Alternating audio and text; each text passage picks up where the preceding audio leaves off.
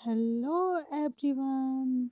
जैसा कि हम लोग पिछले क्लास में प्रोस्टाग्लैंडिन के फंक्शंस के बारे में पढ़ रहे थे। पिछले क्लास में 7 फंक्शन पढ़ चुके थे। तो अब आगे देखते हैं फंक्शन ऑफ प्रोस्टाग्लैंडिन।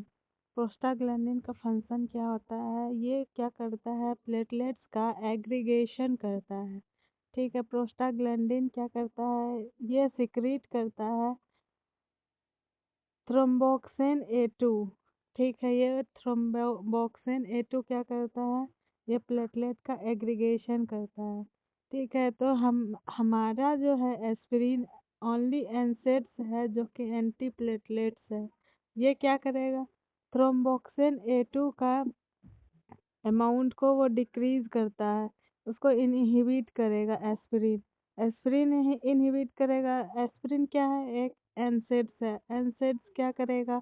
कॉक्स को इनहिबिट करेगा। कॉक्स इनहिबिट होगा तो प्रोस्टाग्लैंडिन इनहिबिट होगा। प्रोस्टाग्लैंडिन इनहिबिट होगा तो थ्रोम्बोक्सिन ए2 कम सिक्रेट होगा। तो उसके कारण क्या होगा? प्लेटलेट्स का एग्रीगेशन नहीं होगा। तो एस्पिरिन क्या है? एक एंटी प्लेटलेट्स ड्रग है।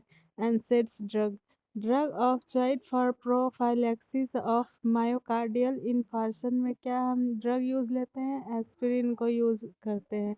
ठीक है। अब क्या है? ये प्रोस्टाग्लैंडिन क्या करता है? आगे देखते हैं। ये इंक्रीज करता है एक्वस ह्यूमर आउटफ्लो को। ठीक है। किसका? आई में जो हमारे एक्वस ह्यूमर होता है फ्लूइड, उसका आउटफ्लो को आई से वो इंक्रीज करता है प्रोस्टाग्लैंडिन। अब ये क्या है? Drug of choice for open angle glaucoma. Glaucoma में क्या होता है? एक्वस ह्यूमर के कारण हमारा जो है आईओपी इंट्रा ऑक्यूलर प्रेशर जो इंक्रीज हो जाता है, तो इसी का आउटफ्लो को इंक्रीज कौन करता है? प्रोस्टाग्लैंडिन। तो हम लोग ग्लूकोमा में, ओपन एंगल ग्लूकोमा में कौन सा ड्रग देंगे? लेनोप्रोस्ट, लेंटोप्रोस्ट, लेटेनोप्रोस्ट देंगे। Prost means prostaglandin. Open angle glaucoma में ड्रग ऑफ चॉइस का क्या है? लेटेनोप्रोस्ट। अब देखते हैं एनसेड्स। एनसेड्स जो है क्या है? एक कॉक्स इनहिबिटर है। एनसेड्स कॉक्स इनहिबिटर है। तो ये अ, दो टाइप के कॉक्स हमारे बॉडी में बनते हैं, एक कॉक्स 1 और दूसरा हो गया कॉक्स 2। कॉक्स 1 क्या करता है? एचसीएल का प्रोडक्शन को डिक्रीज करता है। जो हमारे स्टोमक में एचसीएल सिक्रीट होता है उसका प्रोडक्शन को ये डिक्रीज करता है। और कॉक्स 2 क्या करता है? वो पेन, फीवर, इन्फ्लामेशन के लिए ये रिस्पॉन्सिबल होता है। तो ये कॉक्स 1 जो है वो हमारे बॉडी के लिए अच्छा है और कॉक्स 2 जो है हमारे बॉडी के लिए खराब है। तो कॉक्स इनहिबिटर एनसेड्स में कॉक्स इनहिबिटर दो टाइप के होते हैं, एक नॉन स्पेसिफिक और होता है स्पेसिफिक। नॉन स्पेसिफिक क्या करता है? Non specific inhibit both COX 1 and COX 2। दोनों कॉक्स को नॉन स्पेसिफिक एनसेड्स क्या करेगा? इसको इनहिबिट कर देगा। और जो स्पेसिफिक कॉक्स इनहिबिटर है वो क्या करेगा? Inhibit only COX 2। वो सिर्फ कॉक्स 2 को इनहिबिट करेगा। तो यहाँ पे कॉक्स 1 तो वर्क करेगा, तो यहाँ पे क्या होगा? एसिडिटी का फॉर्मेशन कम होगा। ठीक है। यहाँ पे एसिडिटी का कंप्लेन नहीं होता है। तो इसका एग्जाम्पल है इटोरीकॉक्सिब एंड रेलिकॉक्सिब एंड कार्डियो। ये क्या होता है? ये सब स्पेसिफिक कॉक्स इनहिबिटर अगर एसिडिटी कॉज नहीं करेगा तो ये क्या होता है? एक कार्डियोटॉक्सिक होता है। इसीलिए इसको इटोरीकॉक्सिब और रिलेकॉक्सिब स्पेसिफिक कॉक्स इनहिबिटर को देने से पहले क्या कराते हैं? ईसीजी कराते हैं। अब देखते हैं कि यहाँ पे क्या हो जाए इसका साइड इफेक्ट। नॉन स्पेसिफिक का साइड इफेक्ट क्या क्या होता है? एसिडिटी होता है। क्यों? क्योंकि ये जो है नॉन स्पेसिफिक एनसेड्स जो है कॉक्स इनहिबिटर, वो कॉक्स 1 एंड कॉक्स 2 दोनों को इनहिबिट कर देते हैं। अब नेक्स्ट स्लाइड में देखते हैं। नॉन स्पेसिफिक इनहिबिटर का एग्जांपल है इंडोमिथासिन। इंडोमिथासिन की क्या करेगा? Drug of choice for patent ductus arteriosus. ये क्या है, इंडोमिथासिन एक एंसेड्स है। ये क्या करेगा, प्रोस्टाग्लैंडिन के प्रोडक्शन को ये इनहिबिट कर देगा। तो प्रोस्टाग्लैंडिन क्या करता है, उसका फंक्शन है पेटेंट डक्टस आर्टेरियोसस को बनाए रखना। तो अगर हम एंसेड्स देंगे तो वो क्या करेगा, प्रोस्टाग्लैंडिन को इनहिबिट करेगा। तो उसके कारण क्या हो जाएगा, हमारा पेटेंट डक्टस आर्टेरियोसस क्या हो जाएगा, वो क्लोज हो जाएगा। इसीलिए indomethacin drug of choice for patent ductus arteriosus है। और ये इंडोमिथासिन से किस में रहता है, चिल्ड्रन में। पेटेंट डक्टस आर्टेरियोस चिल्ड्रन में ही होता है, तो ये से भी चिल्ड्रन में हो गया। इसका मोस्ट कॉमन साइड इफेक्ट क्या है, फ्रंटल हेड या सेडेशन, हेडेक होगा, आगे का सर दर्द करेगा या फिर उसको चक्कर आएगा। अब दूसरा देखते हैं नॉन स्पेसिफिक कॉक्स इनहिबिटर में डिक्लोफिनेक। डिक्लोफिनेक जो है ड्रग ऑफ चॉइस किसका होता है, diclofenac drug of choice for arthritis. और ये से सेफ होता है एल्डरली, मतलब D for diclo, D for दादा, मतलब जो एजेड पेशेंट हैं, एल्डर पर्सन है, उसमें डिक्लोफेनेक सेफ होता है। ये क्यों सेफ होता है, क्योंकि इसका मैक्सिमम जॉइंट पेनिट्रेशन, मतलब हमारे बॉडी में जितना भी इंसेक्ट्स जाएगा वो सारे जगह, सारे ऑर्गेन ब्लड सब जगह जाएगा। लेकिन डिक्लोफिनेक का ज़्यादा पेनिट्रेशन जॉइंट में होता है। इसीलिए इसका जो है मैक्सिमम कंसंट्रेशन कहाँ पाया जाता है, इन साइनोवियल फ्लूइड में। और हमारे बॉडी में ये ब्लड से निकल के कहाँ जाएगा, जॉइंट में जाएगा। तो जॉइंट में बहुत ज़्यादा समय के लिए रहेगा। तो डिक्लोफिनेक कौन सा है ड्रग, एक लॉन्ग एक्टिंग ड्रग है। अब देखते हैं पैरासीटामोल। पैरासीटामोल एनसेड्स, एक एनसेड्स है। ये क्या करेगा, इसका केमिकल नेम है एसिटामिनोफेन। ठीक है, इसका वर्क है एंटीपायरेटिक है, एनाल्जेसिक्स है, एंटी इन्फ्लामेटरी है। ये नहीं होगा, एक पैरासीटामोल ही ऐसा है जो कि एंटी इन्फ्लामेटरी नहीं होता है, लेकिन पैरासीटामोल एंटीपायरेटिक और एनाल्जेसिक्स है। तो ये पैरासीटामोल क्या होगा, एक हिपैटोटॉक्सिक है। इसका एडवर्स इफेक्ट क्या होता है, पैरासीटामोल का हिपैटोटॉक्सिक होता है। क्यों होता है, क्योंकि पैरासीटामोल हमारे लिवर में क्या करते हैं, फ्री रेडिकल्स को इंक्रीज करता है और ये हमारे हिपेटोसाइट्स सेल को डैमेज करता है। तो ये इसीलिए पैरासीटामोल क्या है, ये हेपेटोटॉक्सिक ड्रग है। ये फीटल डोज इसका क्या होता है, जब हम 20 ग्राम से ज़्यादा देंगे। और ये क्या होगा, ट्रीटमेंट ऑफ टॉक्सिसिटी क्या होगा, अगर हम 20 ग्राम से ज़्यादा कोई पैरासीटामोल खा लिए 4 घंटा से पहले अगर टाइम हो रहा है, तो उसको हम सिंपली चारकोल, जो कि यूनिवर्सल एंटीटॉक्सिक, मतलब इसको यूज़ करते हैं। चारकोल देंगे, चारकोल का यूज़ होता है एब्जॉर्प्शन।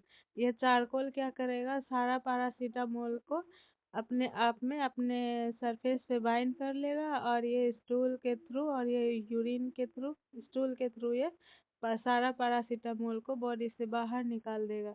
और इसका एंटीडोट क्या है, N acetyl cysteine. N acetyl cysteine है, ये क्या करता है, इसका ये जो है इंक्रीज करता है ग्लूटाथायोन इन लिवर, इंक्रीज करता है। और ये ग्लूटाथायोन क्या करता है, फ्री हमारे जो लिवर में पैरासीटामोल के कारण फ्री रेडिकल्स बना था उसको ये कम करता है। ठीक है, अगर ये भी काम ना करे, ये तो एन एसिटाइल सिस्टीन कब यूज़ करेंगे, जब दवा खाने से 4 घंटा से ज़्यादा हो जाए। अगर एन एसिटाइल सिस्टीन भी काम नहीं करे तो फिर उस कंडीशन में हम क्या करेंगे, लीवर का ट्रांसप्लांट करते हैं। अब नेक्स्ट स्लाइड में देखते हैं aspirin. Aspirin, aspirin only irreversible COX inhibitor है। मतलब ये जो है जितना भी एनसेड्स है वो क्या है, रिवर्सिबल है कॉक्स इनहिबिटर। मतलब अगर जो जितना देर तक बॉडी में रहेगा उतना देर तक कॉक्स को वो इनहिबिट करके रखेगा। जब ये बॉडी से निकल जाएगा तो कॉक्स फिर एक्टिव हो जाएगा। तो ये एस्पिरिन ऐसा है जो कि परमानेंट कॉक्स को इनहिबिट कर देता है एस्पिरिन। इसको केमिकल नेम क्या है? Acetyl salicylic acid. ठीक है। टॉक्सिसिटी नोन एज क्या बोलते हैं? सैलिसाइलिज्म। क्यों? क्योंकि इसका केमिकल नेम है सैलिसाइलिक एसिड, इसीलिए इसका एडवर्स इफेक्ट को हम क्या बोलेंगे? सैलिसाइक्लिज्म। एडवर्स इफेक्ट में क्या क्या है? स्टेज निमोनिक्स से याद रखेंगे, इसमें seizure, T for tinnitus, A for acidosis, G for glucose. अब देखते हैं इसमें एस्पिरिन से क्या होता है? मेटाबॉलिक एसिडोसिस होता है। अगर टॉक्सिसिटी हो जाएगा एस्पिरिन का, टॉक्सिसिटी के कारण क्या होगा? मेटाबॉलिक एसिडोसिस हो जाएगा, क्योंकि ये एक एसिड है। A for aspirin, A for acid, A for acidosis. इसका अगर अमाउंट ज़्यादा टॉक्सिसिटी अमाउंट में अगर हमारे बॉडी में, ब्लड में अगर ये इंक्रीज कर जाएगा, तो इसका अर्लीस्ट सिम्टम कहाँ जाएगा? पहले आईज में होगा और ईयर में होगा। आईज में जब इसमें मेटाबॉलिक एसिडोसिस होगा तो आईज में क्या सिम्टम्स दिखेगा? Blurring of vision. ईयर्स में क्या हो जाएगा? ये ऑटोटॉक्सिक हो जाएगा और ये क्या करेगा? टिनाइटस करेगा। टिनाइटस को में क्या होता है? रिंगिंग साउंड नो ईयर्स में सुनाई देगा।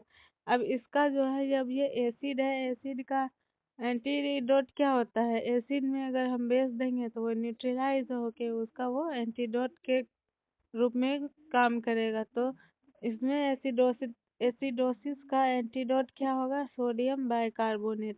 सोडियम बाइकार्बोनेट से भी अगर इसका टॉक्सिसिटी मतलब खत्म ना, अगर सोडियम बाइकार्बोनेट भी काम ना करने लगे, तब हम लास्ट में क्या करेंगे? इसका डायलाइसिस करेंगे। ठीक है। इसका डायलिसिस इसीलिए करते हैं क्योंकि इसका अमाउंट जो है, इसका टॉक्सिसिटी ब्लड में ही होता है, इसीलिए इसको हम डायलिसिस करते हैं। लेकिन पैरासीटामोल के कंडीशन में वो क्या करता है? लीवर को ही डैमेज करता है, इसीलिए उस कंडीशन में हम उसका अगर एंटीडोट वर्क ना करे तो पैरासीटामोल में डायरेक्ट लीवर ट्रांसप्लांट करते हैं और इसमें करते हैं डायलिसिस। अब इसमें क्या है? लीवर में जो है, लीवर लीवर में क्या होता है? ग्लूकोनियोजिनेसिस होता है।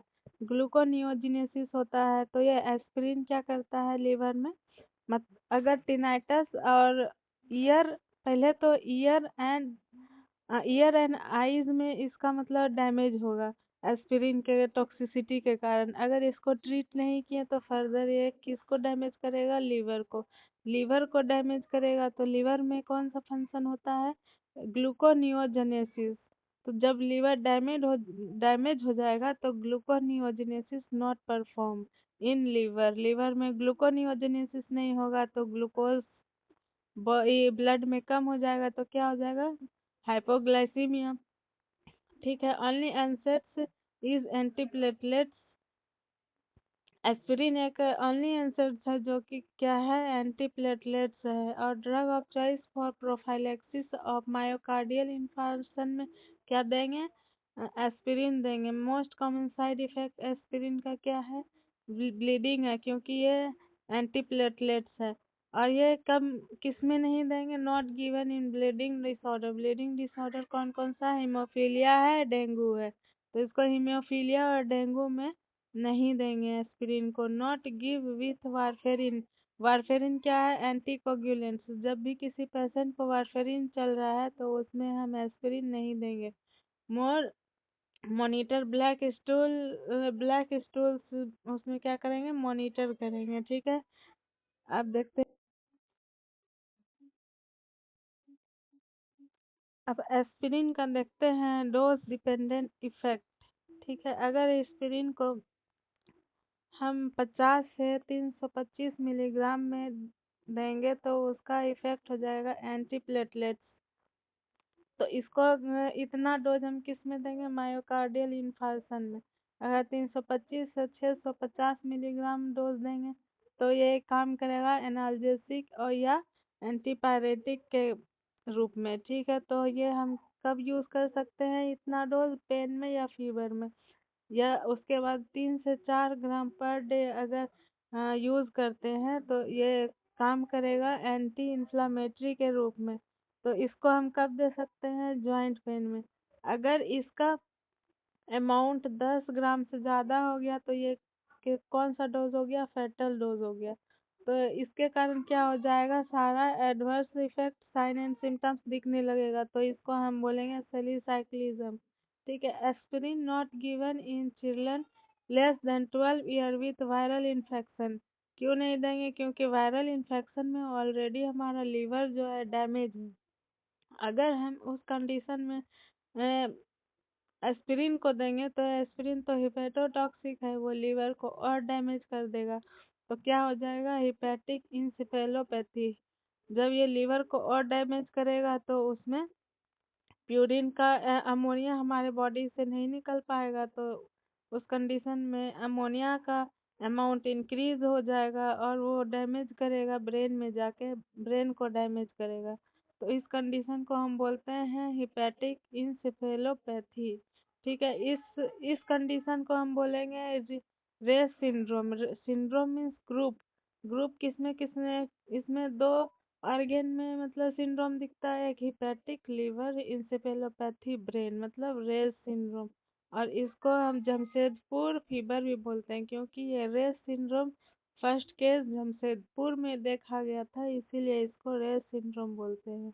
अब इसको गाउट में कभी नहीं देंगे, क्योंकि एस्पिरिन यूरिक एसिड के एक्सक्रीशन को क्या करता है? कम करता है। इसीलिए एस्पिरिन को गाउट में कभी नहीं देंगे। अब देखते हैं गाउट जो है दो टाइप का होता है, एक होता है क्रोनिक और दूसरा होता है एक्यूट। एक्यूट कब होगा? जब ब्लड से यूरिक एसिड जॉइंट्स में चले जाएगा और वो क्या करेगा? इन्फ्लामेशन काउज कर देगा, तो वो एक्यूट गाउट हो जाएगा। उस कंडीशन में क्या हो, कौन सा ड्रग यूज करेंगे? वो ऑलरेडी इन्फ्लामेशन है, तो इन्फ्लामेशन को रिड्यूस करने के लिए एनसेड्स का यूज करेंगे। तो कौन सा एनसेड? Indomethacin, drug of choice in gout.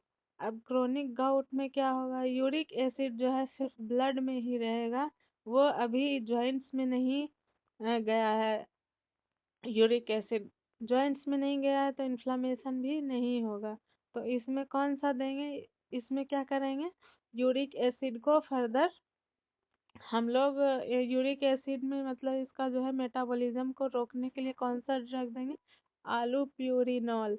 Drug of choice for chronic gout is allopurinol. अब देखते हैं आलू प्यूरिनॉल जो है उसको कब देंगे? ज़ैंथिन ऑक्साइडेज इनहिबिटर है आलू प्यूरिनॉल।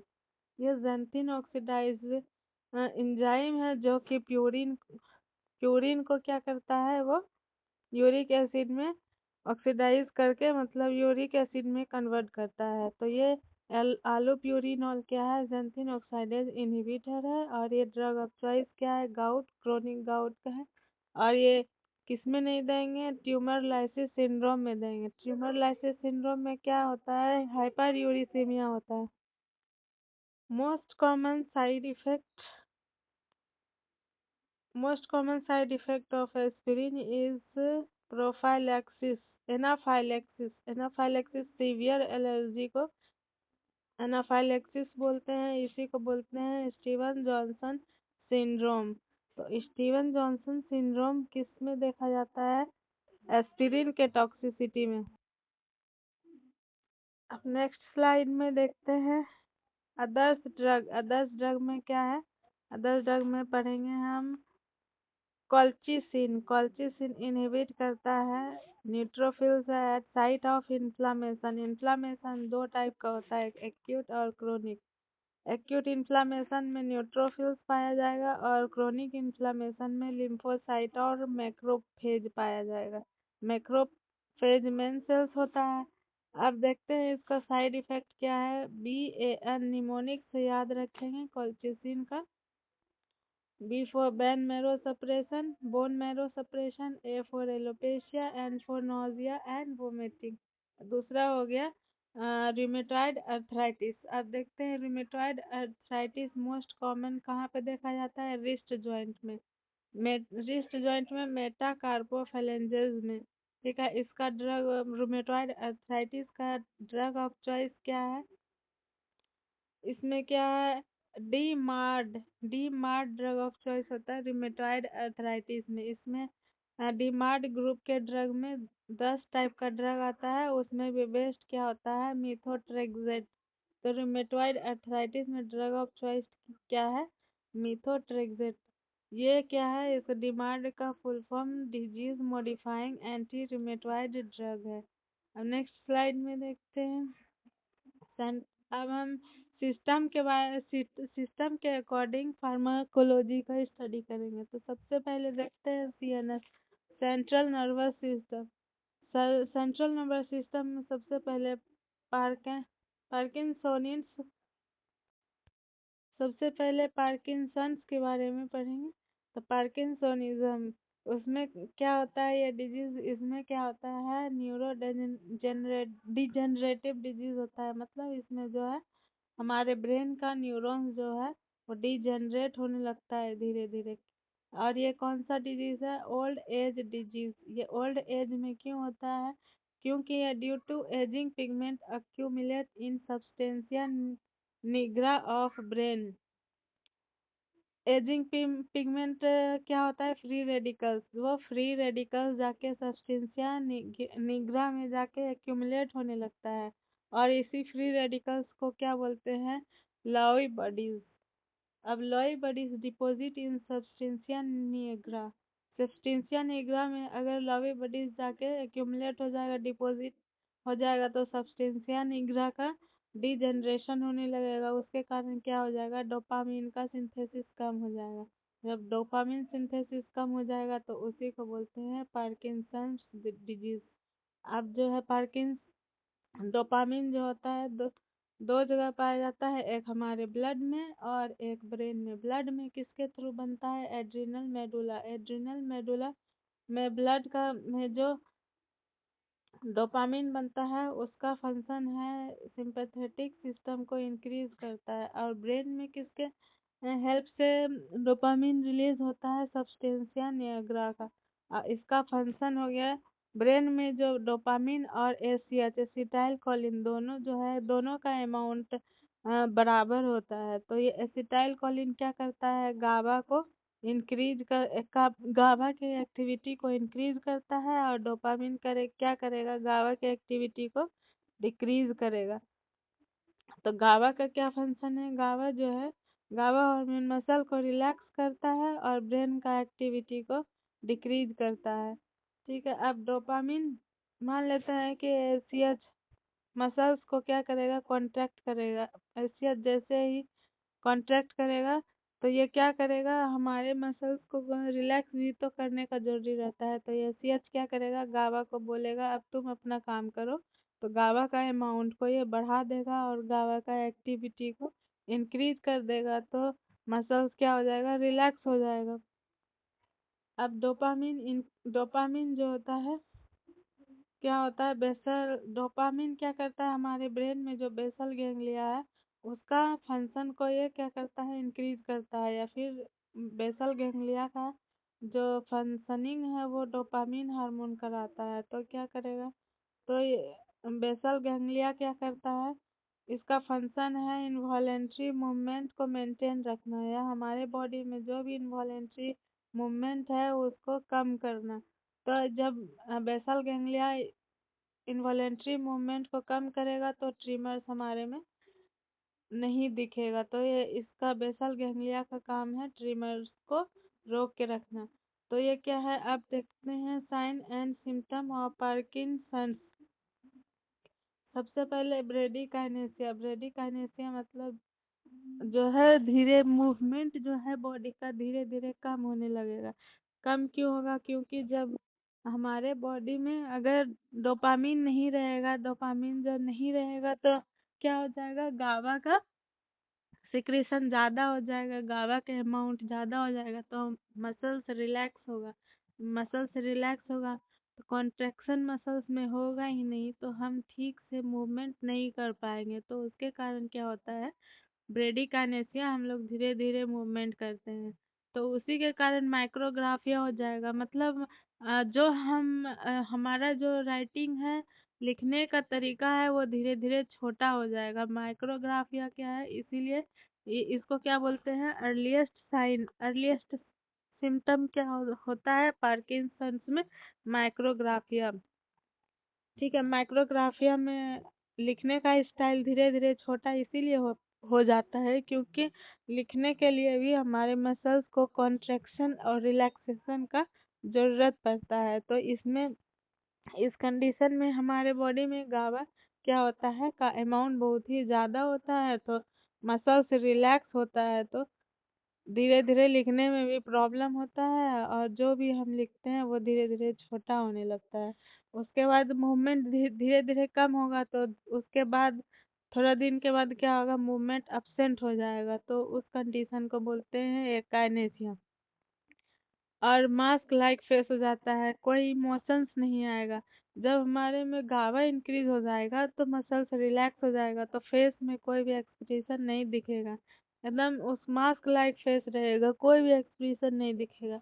ये तीनों सिम्टम्स किसके कारण होता है, गावा के कारण। अब देखते हैं कि जब हमारे ब्रेन में डोपामिन कम हो जाएगा तो ऑब्वियसली एसीएच क्या हो जाएगा, एसीएच का अमाउंट ज़्यादा बढ़ जाएगा। तो क्यों बढ़ता है, क्योंकि डोपामिन एंड एसीएच का अमाउंट जो है वो इक्वल रहता है, तो ये कम हो गया, तो ये तो उतना ही अमाउंट में है, तो अब इसका एक्टिविटी क्या होगा, ज़्यादा होने लगेगा। तो ये क्या करता है, एसीएच मसल्स को कॉन्ट्रैक्ट करता है, तो इसके कारण क्या हो जाएगा, हमारा आर्म का जो मसल्स है पूरा ऐसे एल्बो से मुड़ जाएगा और पूरा रिजिड हो जाएगा, तो इसी को बोलते हैं कॉगविल रिजिडिटी। मान लेते हैं ये आर्म है और ये हैंड है, तो ये आर्म की तरफ पूरा एकदम है, हमारा हैंड मुड़ जाएगा, तो इसी को बोलते हैं कॉगविल रिजिडिटी। स्टूप्ड पोस्चर मतलब आगे की ओर झुक जाएगा, एसीएच के कारण हमारा जो पीठ का मसल्स है वो बहुत ही ज़्यादा कॉन्ट्रिक्ट हो जाएगा, और हम लोग मतलब इसके कारण जो है झुक कर उसका झुका हुआ पोस्चर हो जाता है। अब उसमें क्या होगा, फेस्टी नेटिंग गेट मतलब स्मॉल स्टेप्स हो जाएगा, मसल्स जब रिलैक्स हो जाएगा गावा के कारण, तो क्या होगा, हमारा छोटा छोटा स्टेप्स होगा। स्टूप्ड पोस्चर, आगे की ओर झुका हुआ, कोगविल रिजिडिटी, एसीएच, ये सब किसके कारण होगा, एसीएच बढ़ने के कारण। अब पिल रोलिंग ट्रिमर्स होगा। अब हमारे ब्रेन में क्या रहता है, बेसल गैंग्लिया, बेसल गैंग्लिया को कौन मेंटेन करता है, डोपामिन। अब डोपामिन ही नहीं है तो बेसल गैंग्लिया भी क्या करेगा, काम नहीं करेगा, तो इसके कारण क्या होगा, इनवॉलेंट्री मूवमेंट्स होगा, और इनवॉलेंट्री मूवमेंट्स होगा तो उसको क्या बोलेंगे, ट्रीमर्स। ट्रीमर्स किस में होगा, पिल रोलिंग मूवमेंट, मतलब ये दो गो उंगली के बीच बीच में जो कोई भी पिल दवा को रख के ऐसे ऐसे घुमाने के स्टाइल को बोलते हैं पिल रोलिंग ट्रिमर्स, मतलब वो बार बार उस तरह करेगा। मोस्ट कॉमन सिम्टम्स है, ये मोस्ट कॉमन है pill rolling tremors, and earliest symptom है माइक्रोग्राफिया। और ये कब होगा, पिल रोलिंग ट्रिमर्स रेस्टिंग, ये इसको हम रेस्टिंग ट्रिमर्स ही बोलेंगे, जब भी हम शांत बैठेंगे तो इस तरह का ट्रिमर्स आएगा। और इस ट्रिमर्स को स्टॉप करने के लिए क्या देंगे, स्ट्रीमर को स्टॉप करने के लिए give any object in patient hand, मतलब पेशेंट के हैंड में कोई भी ऑब्जेक्ट पकड़ा देंगे तो ये ट्रिमर्स उसमें नहीं दिखेगा। Thank you.